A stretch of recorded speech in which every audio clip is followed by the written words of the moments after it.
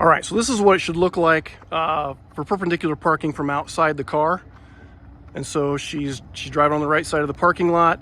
She's gonna move over to the left as far as she can until her side mirror, yep, get her turn signal on, until her side mirror is just about lined up with the in this case, it's a yellow line marking the edge of her parking spot, okay?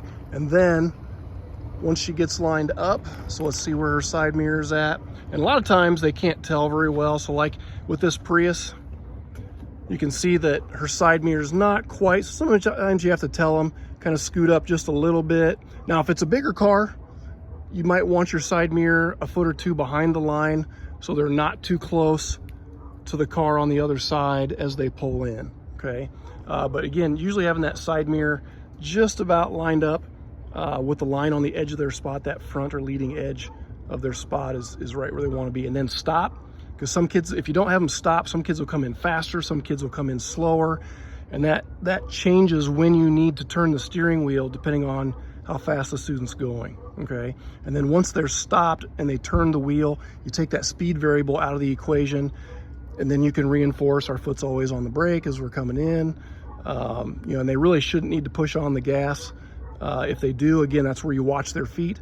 Maybe they push on the gas for a second or two just to get the car moving, and then you watch their feet so they're back on the brake pedal. And this is where you're covering the brake pedal as well, because sometimes they get their feet mixed up, even though they've done it before. You know, they've parked before, they've driven before, they've never screwed it up. Sometimes they just forget where their foot's at. So now she's just gonna let off the brake. She's got the wheel turned all the way to the right. The car should just be centered up right in the middle of her parking spot. So you just tell them, you know, once you enter the parking spot, you just straighten your wheel out. Obviously, sometimes you have to tell them, you know, to continue to turn the wheel a little bit to the right or to the left, because they can't quite tell if they're a little crooked. And again, she is about 2 feet away from the curb, and this is perfect. You know, it's good to emphasize to the kids, because again, they don't know you don't have to be parked up against the curb, right? You don't have to have your front bumper over the curb. And I'm telling you, if you're driving a car, it's gonna tear the front bumpers up. Underneath the front bumper, all that plastic, you're gonna tear all that stuff up. We've had so many cars torn up. And if you look at the back of our car, the back of our car still has 3 or 4 feet where we're not sticking out. We're not sticking out past the lines, right? So again, a bigger car, you might have to pull up. Obviously, a big SUV or pickup truck, you don't have to worry about the front plastic underneath the bumper because it's higher, but they're probably not going to be driving one of those in a driver's ed car.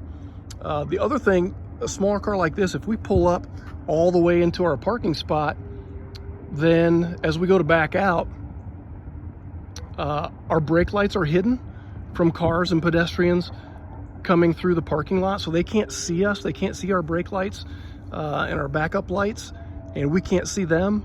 And so it just makes it better for everybody if the back of the car is visible, right? So you know, how many times have you been driving through a parking lot and you think there's an open parking spot, and you get up there and it's just a small car that's pulled all the way forward in the spot, and it's not really an open spot, right? So you know, again, it's part of it is seeing, but part of it's also being seen as well.